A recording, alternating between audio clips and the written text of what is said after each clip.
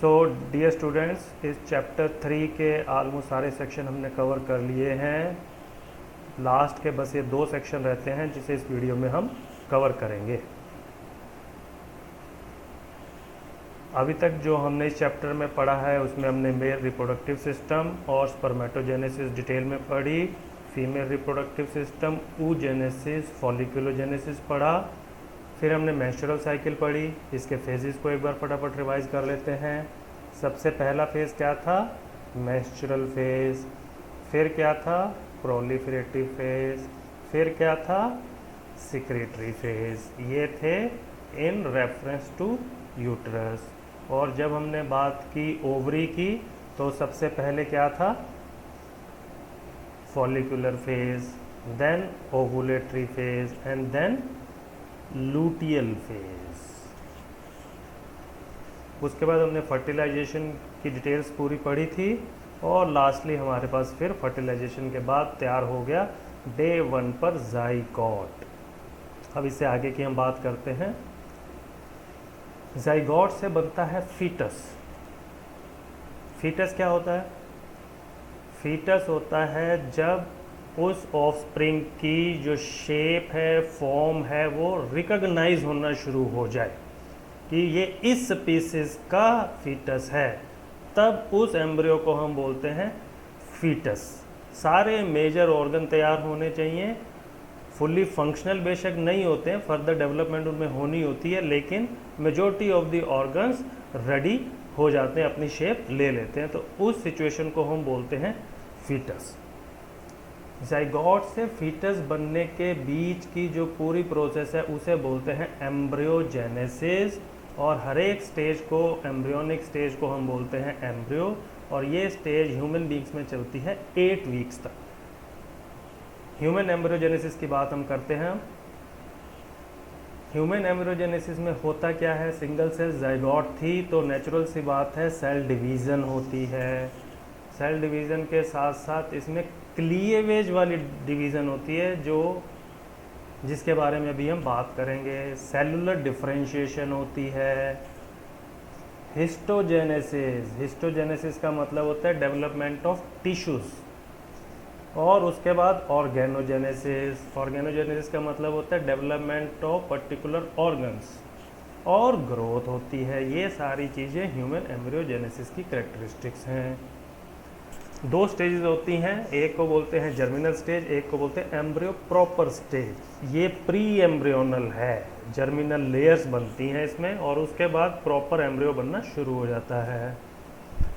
Germinal stage, conception, conception जहाँ भी word use होगा that is use for fertilisation, यानी फर्टिलाइजेशन से लेकर end of the second week तक की जो स्टेज है उसको हम बोलते हैं जर्मिनल स्टेज। जर्मिनल स्टेज में हो क्या रहा है?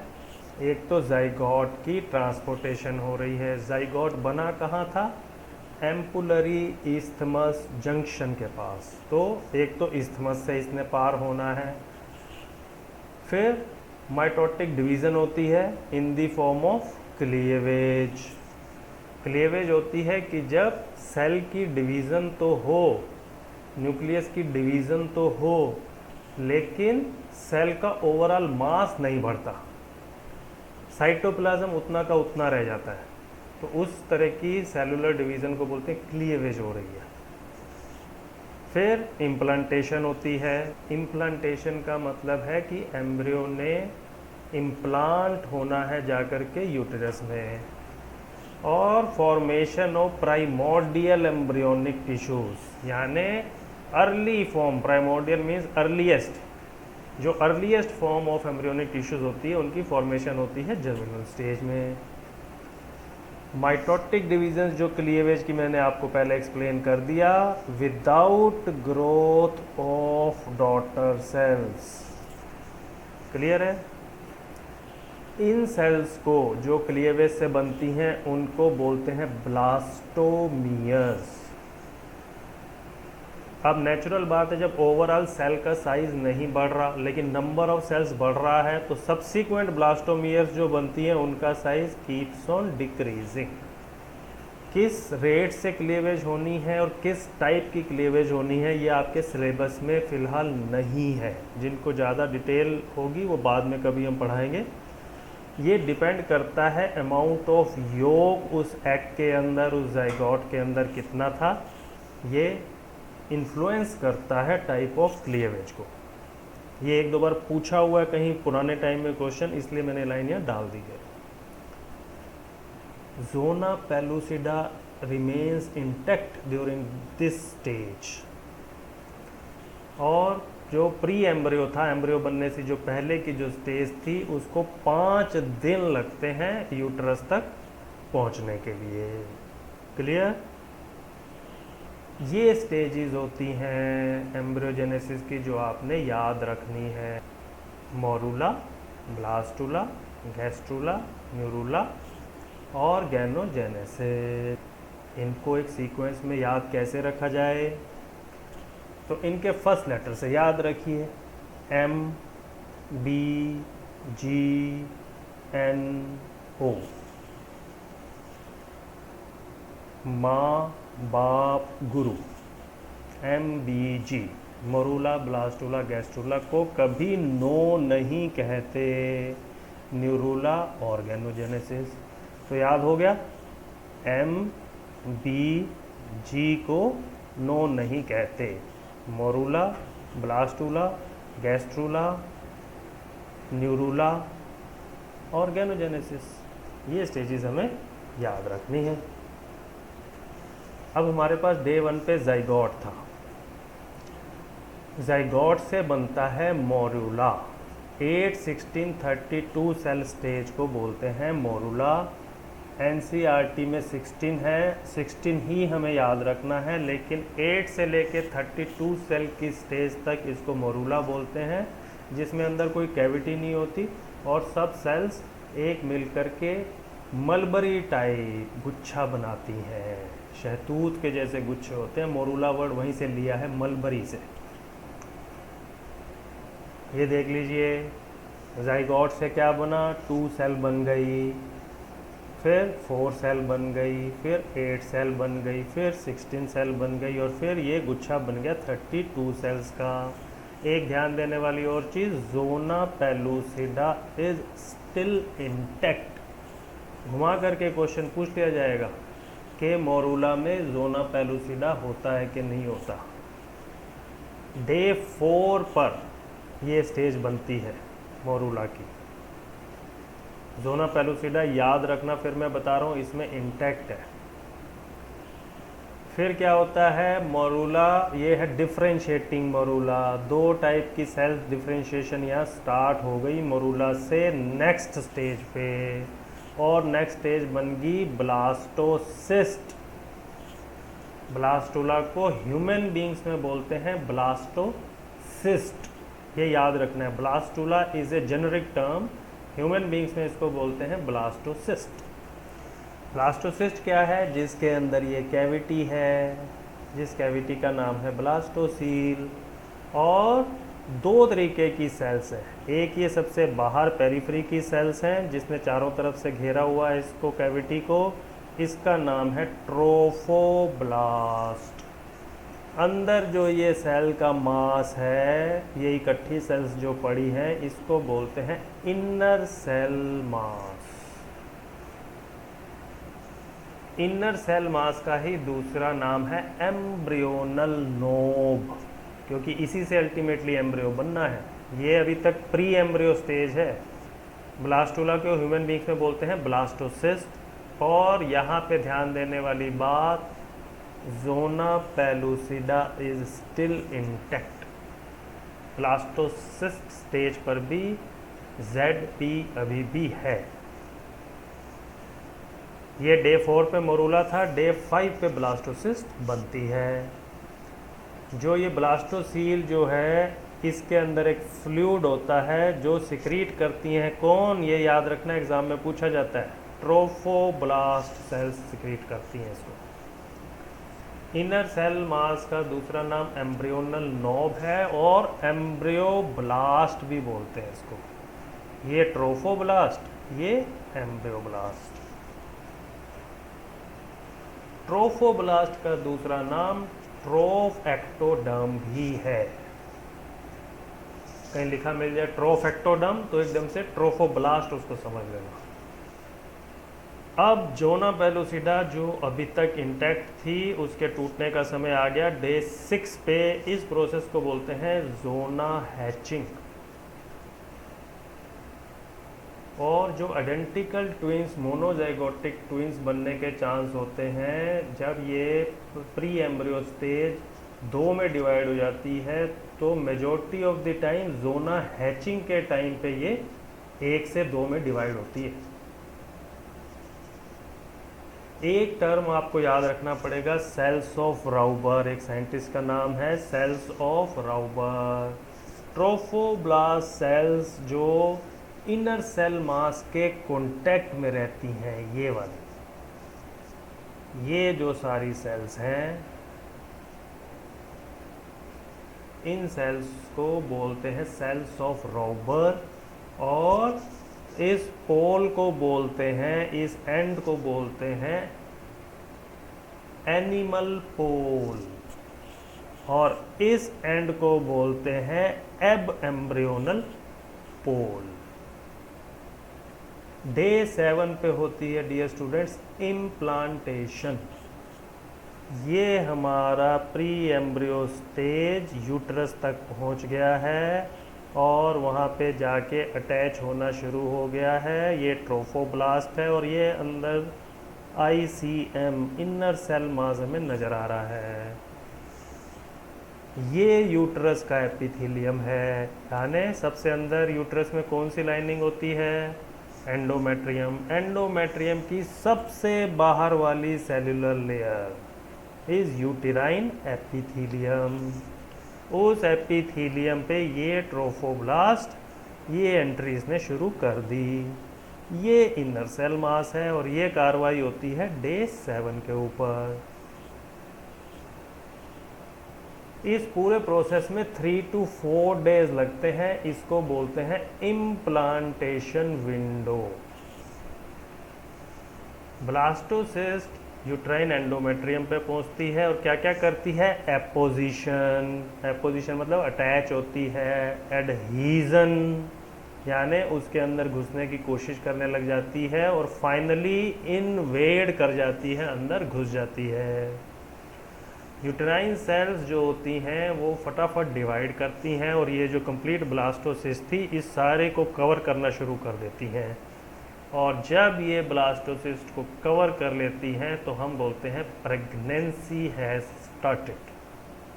ये कार्रवाई हो जाती है करीब करीब 12 दिन में, यानी fertilisation end start of pregnancy में 12-13 दिन लग जाते हैं।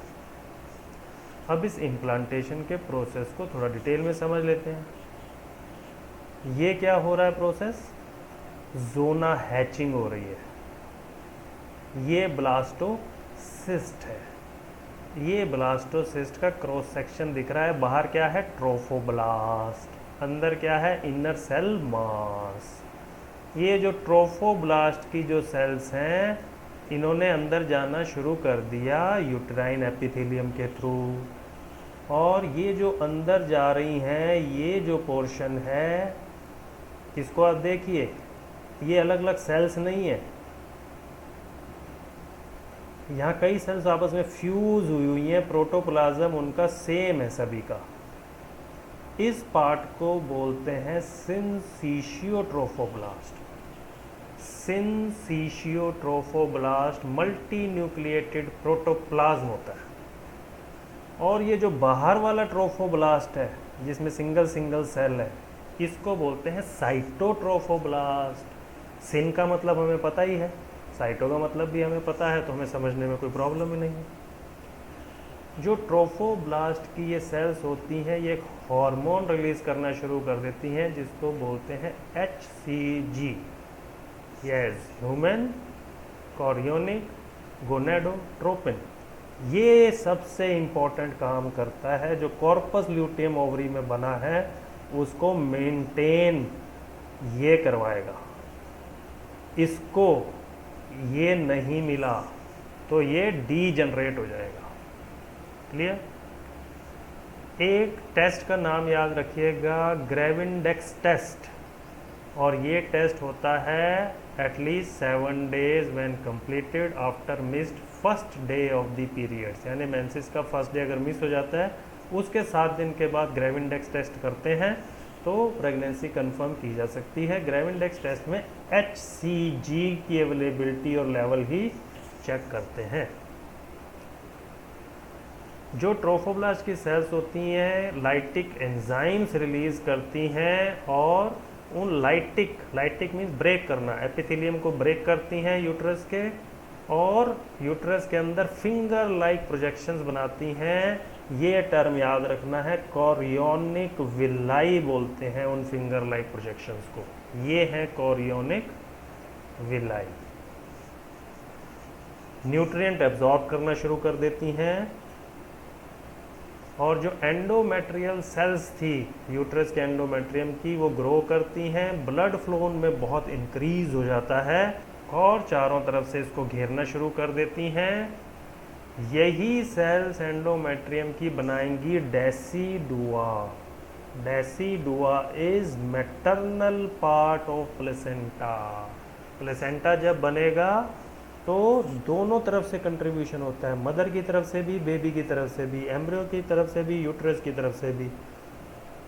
यूट्रस वाले पार्ट को बोलते हैं डेसिडुआ, और एम्ब्रियो की तरफ से जो आ रहा है या फीटस की तरफ से जो आ रहा है उसको बोलते हैं कोरियोन। कोरियोन और डेसिडुआ मिलके बनते हैं प्लेसेंटा। इस डायग्राम में लोकेशन दिखाई है डे वाइज। ये डे 1 है, फर्टिलाइजेशन हो गई, तो ओविडक्ट में एम्पुलरी इस्थमस जंक्शन है। फिर जाइगोट दिखा दिया, ये उसकी डिवीज़न, और ये 2 सेल स्टेज बन गई डे 2 पे। तो कहाँ पे है, ये भी यहीं पे घूम रहा है ये इस्थमस के अंदर। फिर डे 3 पे करीब 8 सेल स्टेज बन गई, ये भी इस्थमस में ही है। ये डे 4 पे मोरूला बन गया। ये डे 5 पे अर्ली ब्लास्टोसिस्ट है। डे 6 और 7 पे ये ब्लास्टोसिस्ट की इम्प्लांटेशन यहाँ होनी शुरू हो गई है, जो 4-5 दिन तक चलेगी। अब इसको थोड़ा और आगे बढ़ते हैं। जो इनर सेल मास था ये वाला, ये जोना हैचिंग के टाइम थोड़ा थोड़ा डिफ्रेंशिएट होना शुरू हो गया है। ये बनाएगा embryonal disc. Embryonal disc bilaminar होगी, जिसके 2 लैमिना होंगे। एक को बोलेंगे एपीब्लास्ट, एक को बोलेंगे हाइपोब्लास्ट। एपी मतलब ऊपर, हाइपो मतलब नीचे। ये जो येलो कलर में ऊपर की तरफ दिख रहा है इसको बोलते हैं एपीब्लास्ट, और नीचे वाली जो लैमिना लेयर है उसको बोलते हैं हाइपोब्लास्ट। ये क्या दिखाया हुआ है, यस ZP। अब ये जो एपीब्लास्ट के ऊपर खाली जगह है इसको बोलते हैं एमनियोटिक कैविटी। वेरी इंपॉर्टेंट, ये लास्ट तक चलनी है। एमनियोटिक कैविटी कहाँ है, ये है, किसके ऊपर है, एपीब्लास्ट, और दूसरी तरफ क्या है, ट्रोफोब्लास्ट। ये जो हाइपोब्लास्ट है इसके नीचे कैविटी बनेगी, उसे बोलते हैं योक सैक। तो 2 कैविटी हो गई, पहले हमारे पास सिंगल थी जिसका नाम था ब्लास्टोसील। ब्लास्टोसील तो ख़त्म हो गई, अब 2 कैविटी बन गई हमारे पास। एक एमनियोटिक कैविटी ऊपर की तरफ एपीब्लास्ट एंड ट्रोफोब्लास्ट ने बना दी, और नीचे की तरफ हाइपोब्लास्ट और ट्रोफोब्लास्ट ने योक सैक बना दिया। ये देख लीजिए बाई लैमिनर डिस्क बन गई। ये 2 है ऊपर की तरफ, this one epiblast, this is hypoblast, this is trophoblast. ये 3D व्यू दिखाया है बाई लैमिनर। ये उसका क्रॉस सेक्शन दिया है, अल्टीमेटली ये ट्राई लैमिनर बनेगी, उसको हम आगे देखेंगे। अब नेक्स्ट स्टेज क्या आ गई, पहली मोरूला, माँ बाप गुरु, मोरूला, ब्लास्टूला, गैस्ट्रूला। सो गैस्ट्रूलेशन के प्रोसेस से बनेगा गैस्ट्रूला। गैस्ट्रूलेशन क्या होती है, 14 to 19 डेज तक चलती है गैस्ट्रुलेशन, और 3 लेयर बनती है बाई लेमिनार से ट्राई लेमिनार हो गया, और इन 3 लेयर को हम बोलते हैं primary germinal layers. And most important for you to remember is ये बनती है एपीब्लास्ट से। क्लियर है? ये याद रखना है, इसीलिए मैंने इसको बोल्ड किया। एपीब्लास्ट जो हमारी ऊपर वाली बाइलैमिनार में लेयर थी, इससे तीनों लेयर बनेंगी, और तीनों लेयर होंगी प्राइमरी जर्मिनल लेयर्स इनको बोलते हैं। इनके नाम क्या हैं? एंडोडर्म, मीजोडर्म और एक्टोडर्म। ऊपर वाली लेयर से ये बननी शुरू होंगी, एक्टोडर्म से बननी शुरू होंगी। सबसे पहले ये एंडोडर्म बनाएगा, फिर मीजोडर्म बन जाएगी दोनों के बीच में। ये क्वेश्चन एक बार पूछा भी हुआ है कि इनमें से सबसे लास्ट में कौन सी बनती है, तो सबसे लास्ट में मीजोडर्म बनती है, क्योंकि एक्टोडर्म तो पहले ही थी, फिर उसने एंडोडर्म बनाई, एंडोडर्म और एक्टोडर्म के बीच में मीजोडर्म बन गई। और ये टर्म भी आपने याद रखना है, मॉर्फोजेनेटिक मूवमेंट ऑफ सेल्स होता है। एपीब्लास्ट ने जब 3 लेयर बनानी है, तो एपीब्लास्ट की सेल्स ग्रुप में मूव करती हैं। मॉर्फोजेनेसिस वहाँ से स्टार्ट हो जाती है। मॉर्फो का मतलब होता है शेप लेना, कोई चीज़ शेप ले रही है, एम्ब्रियो ऑफ शेप लेना शुरू करेगा, तो मॉर्फोजेनेसिस स्टार्ट हो गई, ग्रुप मूवमेंट ऑफ सेल्स हो रहा है, इसे बोलते हैं मॉर्फोजेनेटिक मूवमेंट। किन में होता है ये? एपीब्लास्ट की सेल्स में ये होता है। ये हमारी एपीब्लास्ट थी, ये हमारी हाइपोब्लास्ट थी, ये एमनियन था, ये योक सैक था, ये ट्रोफोब्लास्ट है। क्लियर? तो एपीब्लास्ट की सेल्स में मूवमेंट किया और ये बन गया एंडोडर्म। ये रिप्लेस कर देता है हाइपोब्लास्ट की सेल्स को और बना देता है एंडोडर्म। ये बन जाता है एक्टोडर्म, और बीच में जो सेल्स होती हैं ये बन जाती हैं मीजोडर्म। ये देख लीजिए, एक्टोडर्म, मीजोडर्म, एंडोडर्म। क्लियर हो गया? अब एक एनिमेशन से भी गैस्ट्रुलेशन को हम और मॉर्फोजेनेटिक मूवमेंट को समझ लेते हैं।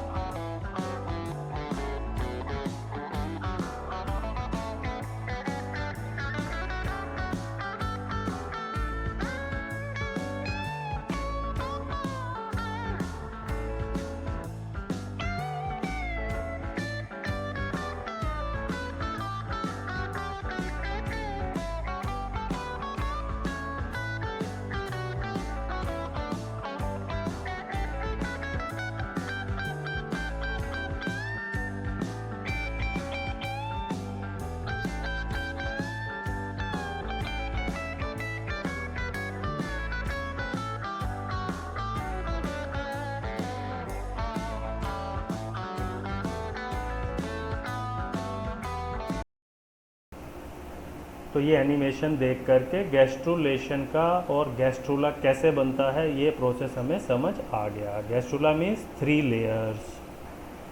अब इन तीनों लेयर से बनते कौन कौन से ऑर्गन्स हैं ये कभी कभी पूछ लिया जाता है। एनसीईआरटी में नहीं दिया हुआ इतनी डिटेल्स में, इसलिए इसको यहाँ पॉज करके ये अपनी नोटबुक्स में नोट डाउन कर लीजिए। अब हम बात करते हैं बहुत इंपॉर्टेंट स्ट्रक्चर जो बनता है ह्यूमन एम्ब्रियो में, नोटोकॉर्ड। ये सिर्फ एम्ब्रियोनल स्टेज में बनता है ह्यूमन बींग्स में, इसीलिए we are chordate animals. Notochord बनती है, बनती किससे है? मीजोडर्म से, ये आपने याद रखना है। नोटोकॉर्ड बनती है मीजोडर्म से। ये ऊपर एमनियोटिक कैविटी, नीचे यॉक सैक, ये मीजोडर्म, ये एक्टोडर्म, ये एंडोडर्म। ये डिफाइनिंग स्ट्रक्चर है जो सब कॉर्डेट में बनता ही बनता है, इसीलिए फाइलम कॉर्डेटा में आते हैं हम लोग। वेंट्रल टू एक्टोडर्म, एक्टोडर्म के नीचे बनता है। ट्रांजिएट होता है ह्यूमन बींग्स में। Embryonic anatomical structure not existing in human adults. ये पैटर्निंग सिग्नल्स भेजता है सभी लेयर्स को। जो सेल डिफरेंशिएशन होनी है, इन 3 लेयर से अलग अलग ऑर्गन बनते हैं, उन सेल्स को इनिशियल सिग्नल मिलते हैं नोटोकॉर्ड से। तीसरे हफ्ते में बनती है ये ह्यूमंस में, और इवेंचुअली ये डिसइंटीग्रेट हो जाती है और न्यूक्लियस पल्पोसस बना देती है, जो इंटरवर्टिब्रल डिस्क बनाती है जब वर्टिब्रल कॉलम बनता है। ये होता है न्यूक्लियस पल्पोसस वर्टिब्रा के अंदर। अब हम बात करते हैं नेक्स्ट स्टेज। पहली थी माँ बाप गुरु को नो नहीं कहते, नो मतलब न्यूरूला बनना है। जिस प्रोसेस से बनता है उसको बोलते हैं न्यूरुलेशन। न्यूरुलेशन क्या होती है? नोटोकॉर्ड सिग्नल भेजती है ऊपर वाली लेयर एक्टोडर्म को, एक्टोडर्म बनाती है न्यूरल प्लेट, और अल्टीमेटली ये न्यूरल प्लेट बना देती है न्यूरल ट्यूब। न्यूरल ट्यूब जब बन जाती है तो इसको हम बोलते हैं neurula. Formation of neural tube by transformation of neural plate, इस प्रोसेस को बोलते हैं न्यूरुलेशन। और एम्ब्रियो को इस स्टेज पे बोलते हैं न्यूरूला। डे 22 पे स्टार्ट होता है, डे 26 तक ये कंप्लीट हो जाता है। नोटोकॉर्ड इसको इंड्यूस करती है, and formation of central nervous system इसी से होगा, इस न्यूरल ट्यूब से। न्यूरल प्लेट फोल्ड हो जाती है और न्यूरल ट्यूब बनाती है। न्यूरल ट्यूब डिफरेंशिएट हो जाती है स्पाइनल कॉर्ड एंड ब्रेन में, जो इवेंचुअली सेंट्रल नर्वस सिस्टम बनेगा। अब हम बात करते हैं वेरी इंपॉर्टेंट स्ट्रक्चर प्लेसेंटा की। प्लेसेंटा क्या होता है? Structural as well as functional unit between developing embryo और fetus and maternal body. Chorion fetal part, decidua maternal part. Chorionic villi जो हमने शुरू में पढ़ा था, ट्रोफोब्लास्ट की सेल्स बनाती हैं, और यूटेराइन टिश्यू ये इंटरडिजिटेट हो जाते हैं, एक दूसरे में घुस जाते हैं। मैटरनल फीटल ब्लड्स की मिक्सिंग नहीं होती कभी भी, याद रखिएगा। प्लेसेंटा क्या करता है? न्यूट्रिएंट्स का, गैसेस का, हार्मोन्स का, एंटीबॉडीज इनका एक्सचेंज कराती है, ये पास करती हैं इसके थ्रू। IgG जो एंटीबॉडीज़ होती हैं ये पास हो जाती हैं, और IgM ये बड़े साइज़ की होती हैं, ये पास नहीं होती प्लेसेंटा से। ये एक नॉलेज बाइट आपको दे रहा हूँ, याद रखिएगा। और प्लेसेंटा रिमूव करता है कार्बन डाइऑक्साइड को, और एक्सक्रीटरी या वेस्ट मटेरियल जो फीटस में एम्ब्रियो में बना है उसको रिमूव करता है प्लेसेंटा। एंडोक्राइन ग्लैंड का भी ये काम करता है। Placenta is also endocrine gland, यानी हॉर्मोन्स रिलीज होते हैं इससे। कौन कौन से? HCG हमने पढ़ लिया, ह्यूमन कोरियोनिक गोनाडोट्रोपिन। एक हार्मोन होता है HPL, ह्यूमन प्लेसेंटल लैक्टोजन, इसका दूसरा नाम है कॉरियोनिक सोमैटोमेमोट्रोपिन। ये क्या करता है, इंक्रीज करता है मैटरनल ब्लड ग्लूकोज को। एंटी इंसुलिन होता है इसका इफेक्ट, ब्लड में, मदर के ब्लड में ग्लूकोज का लेवल ये इंक्रीज करता है। इंसुलिन क्या करता है, डिक्रीज करता है, इसलिए ये एंटी इंसुलिन इफेक्ट देता है। और फीटस के लिए ग्रोथ हार्मोन का भी काम करता है, फीटल ग्रोथ करता है। एक तीसरा हार्मोन होता है रिलैक्सिन। रिलैक्सिन कॉर्पस ल्यूटियम से भी सिक्रेट होती है और डेसिडुआ जो बन रहा है उसमें हेल्प भी करती है, लेकिन मेनली प्लेसेंटा रिलैक्सिन रिलीज करता है जो पार्चुरेशन के टाइम पे सोफनिंग ऑफ द प्यूबिक सिम्फाइसिस करेगा और उसके लिगामेंट्स को सोफन करेगा ताकि डिलीवरी आसानी से हो पाए। ये रिलैक्सिन का काम है। HCG, HPL एंड रिलैक्सिन ये ऐसे हार्मोन हैं फीमेल बॉडी में जो सिर्फ प्रेगनेंसी में रिलीज होते हैं। ये क्वेश्चन एक बार पूछा हुआ है, इसलिए यहाँ मैंने ये लाइन डाल दी है। और ईस्ट्रोजन रिलीज करता है प्लेसेंटा, ईस्ट्रोजन का हमने डिटेल पढ़ा हुआ है। प्रोजेस्टेरोन रिलीज करता है और इसके अलावा कॉरियोनिक थायरोट्रोपिन और कॉरियोनिक कॉर्टिकोट्रोपिन हार्मोन भी प्लेसेंटा रिलीज करता है। During pregnancy levels of oestrogen, progesterone, cortisol, prolactin, thyroxine etcetera increase several folds. ये सारे हार्मोन मिलकर के सपोर्ट करते हैं फीटल की growth and metabolic activities in mother और मेंटेनेंस ऑफ प्रेगनेंसी। ये लाइन भी आप ध्यान से पढ़ लीजिए, एक बार ये भी पूछी हुई है। अब एक टर्म आ जाता है सेल की पोटेंसी, यानी एक सेल क्या क्या कर सकती है। एक होती है टोटीपोटेंट सेल्स जो बॉडी की किसी भी सेल में डिफ्रेंशिएट हो सकती हैं और बॉडी के अलावा एक्स्ट्रा एम्ब्रियोनिक या प्लेसेंटल सेल्स में भी डिफ्रेंशिएट हो सकती हैं। ऐसी सेल्स को बोलते हैं totipotent.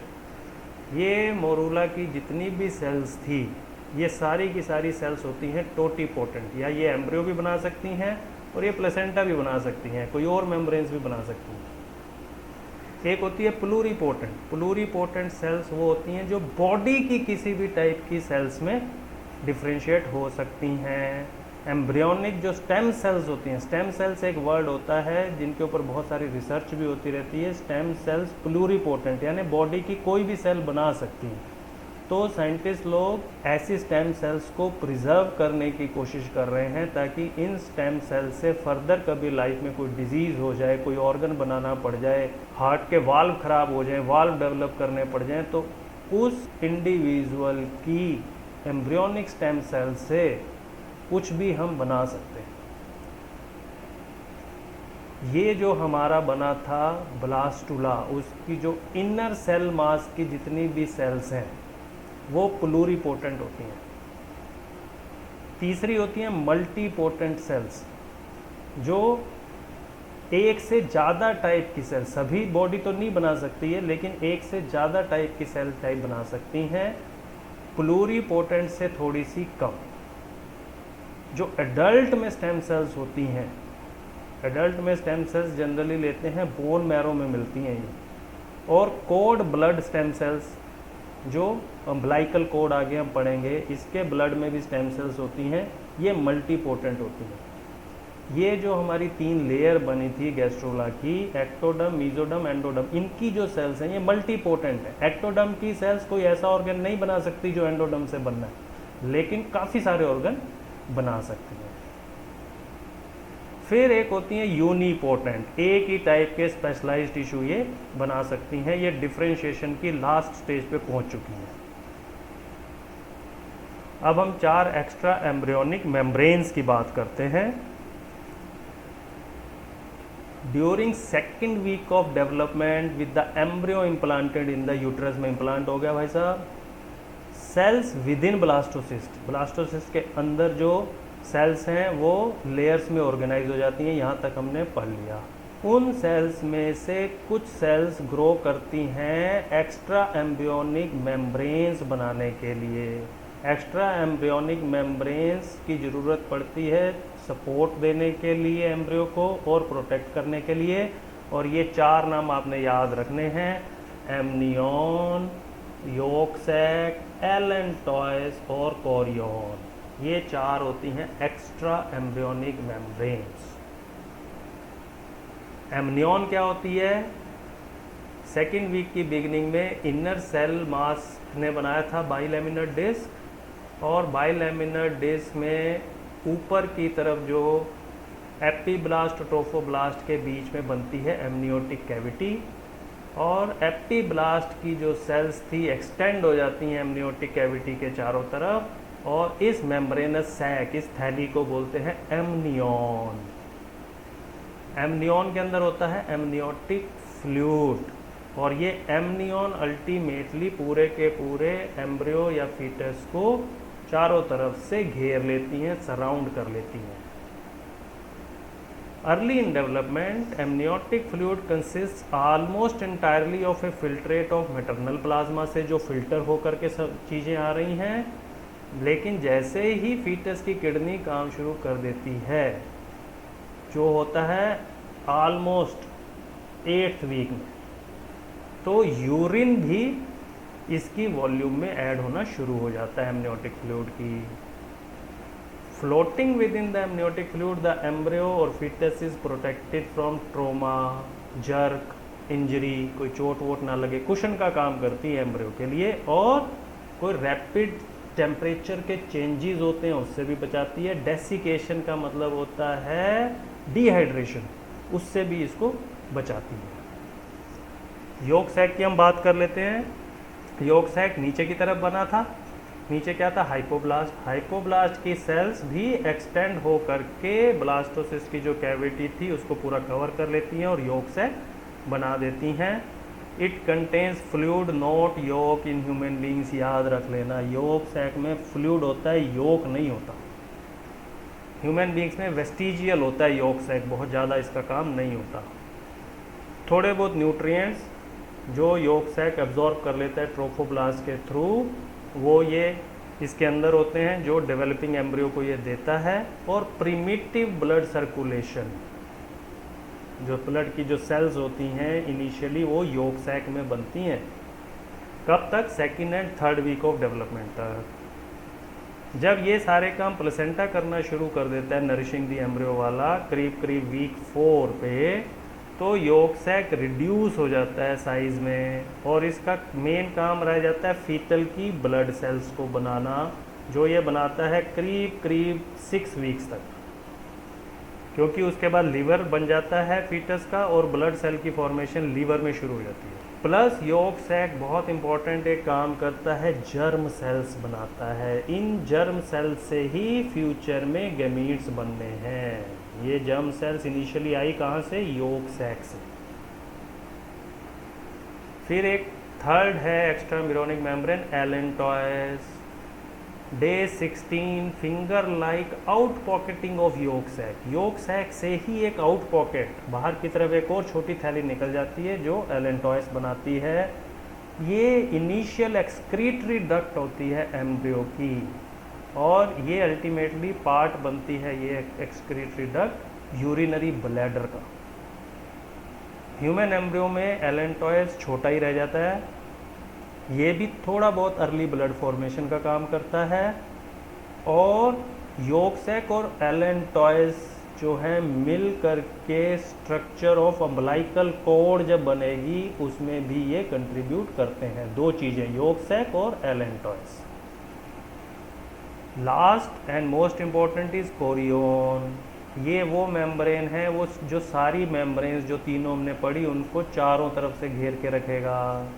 Fetal part of placenta बनाता है ये देख लीजिए, ये है कोरियन सबसे बाहर, और इसी ने ये फीटल पार्ट ऑफ प्लेसेंटा बना दिया। ये मैटरनल पार्ट ऑफ प्लेसेंटा है। एमनियन, ये जो ब्लू कलर में है this is amnion,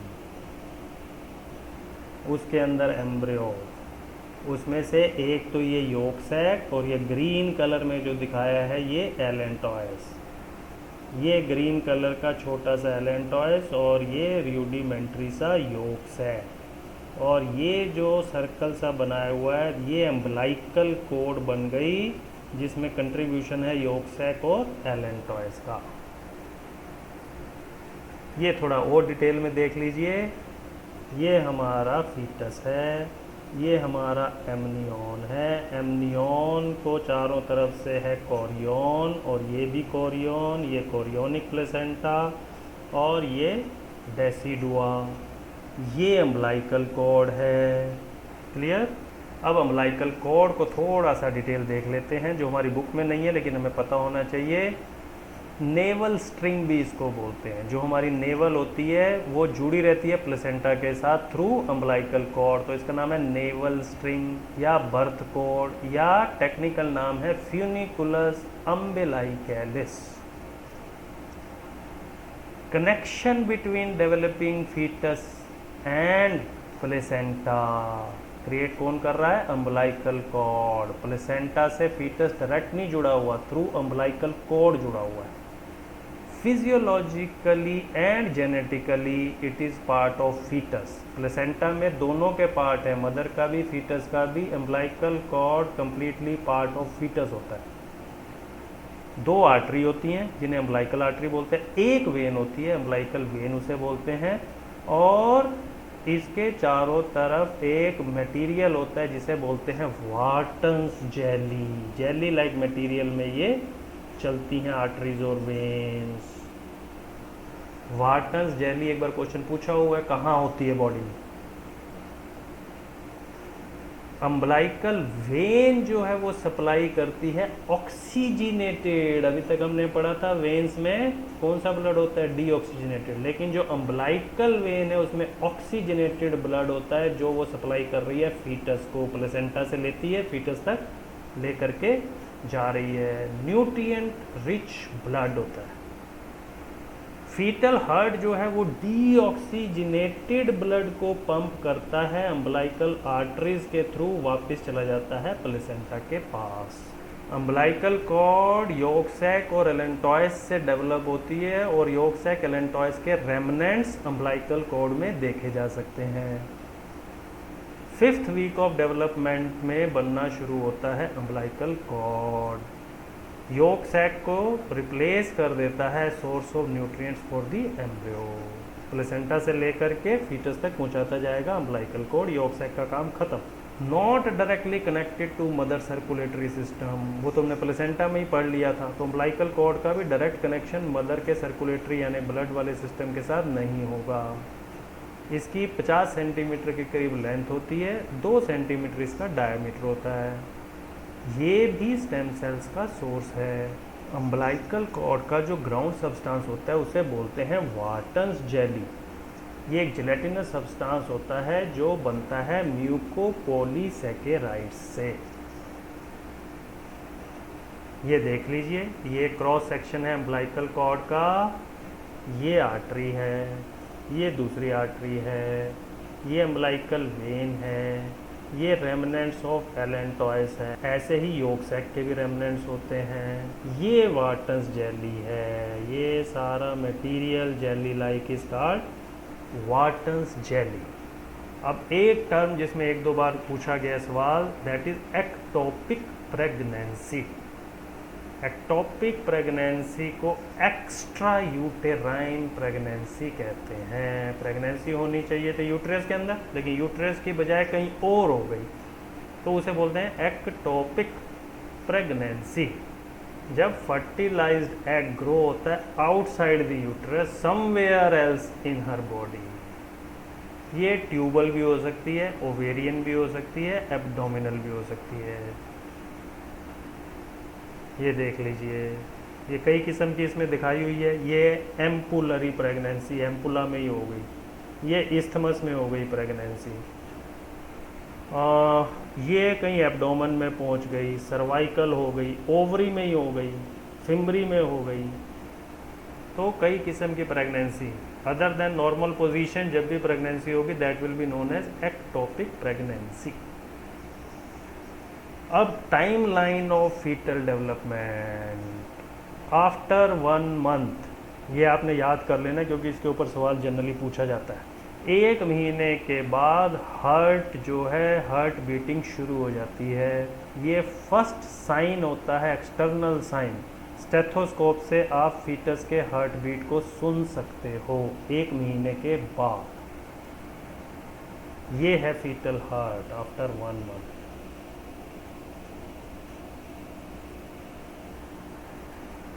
second month के एंड पे लिम्स एंड डिजिट्स बन जाती हैं। ये देख लीजिए, एंड ऑफ 2 मंथ्स का फीटस, ये डिजिट्स बन गई। End of 3 months all major organs are formed, external genitalia is formed, limbs are now well developed. 5वें महीने में हेड के ऊपर हेयर आ जाते हैं और फर्स्ट मूवमेंट शुरू हो जाती है फीटस की 5वें महीने में। ये देखिए, अल्ट्रासाउंड फीटस मूवमेंट कर रहा है, जो बाहर से भी महसूस की जा सकती है, दिखाई देती है। एंड ऑफ 6 मंथ यानी सेकेंड ट्रिमेस्टर, 9 महीने की प्रेगनेंसी में 3 ट्रिमेस्टर, 3-3 महीने के, तो सेकेंड ट्रिमेस्टर के एंड में बॉडी पे हेयर आ जाते हैं, आई लिड्स सेपरेट हो जाती हैं, आई लैशेस बन जाती हैं। ये देखिए, ये बॉडी के ऊपर हेयर आ गए, ये आई लैशेस दिखाई दे रही हैं। ये है 6 महीने का फीटस, ये एम्बलाइकल कोड है। अब प्रेगनेंसी की इन टोटो हम बात करें, जेस्टेशन पीरियड बोलते हैं इस पूरे पीरियड ऑफ प्रेगनेंसी को, जो होता है ह्यूमन बींग्स में 9 मंथ्स, क्योंकि एनसीईआरटी में ऐसा लिखा है। 280 डेज आप इसको याद रखें। एक वहाँ पूछा हुआ एनसीईआरटी में, कैट में, डॉग में कितना होता है, तो 2 मंथ्स होता है। एलिफेंट में 21 मंथ्स प्लस होता है। अब यहाँ ये समझना आपके लिए बहुत ज़रूरी है, 38 वीक्स की प्रेगनेंसी जेस्टेशन पीरियड होता है।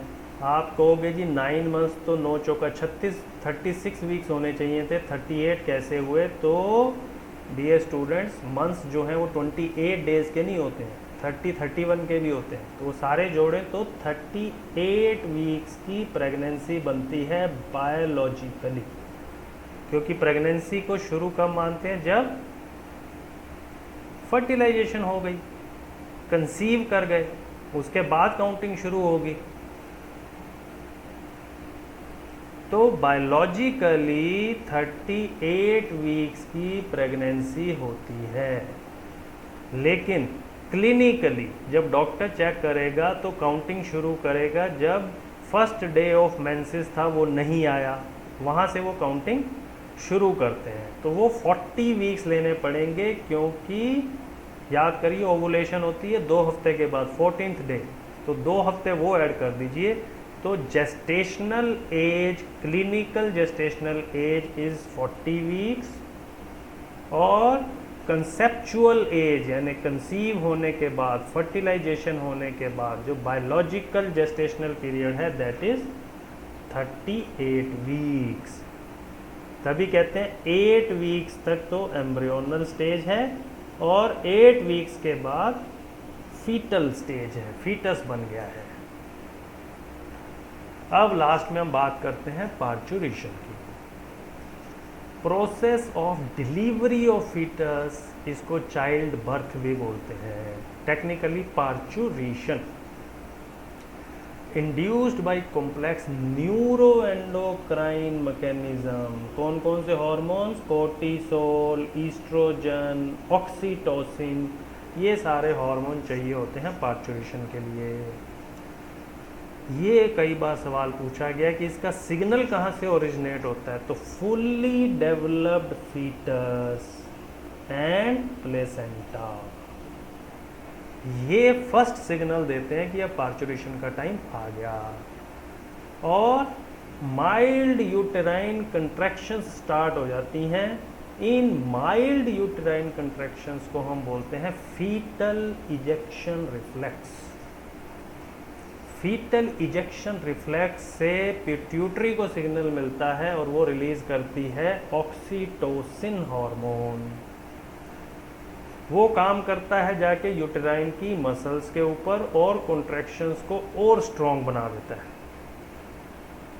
उन स्ट्रॉन्ग कॉन्ट्रैक्शन से पिट्यूटरी को और सिग्नल जाते हैं, वो और ऑक्सीटोसिन रिलीज कर देता है और ये प्रोसेस तब तक चलता रहता है जब तक कि यूटेराइन कंट्रैक्शंस इतनी स्ट्रॉन्ग ना हो जाएं कि वो फीटस को बॉडी से बाहर निकाल दें।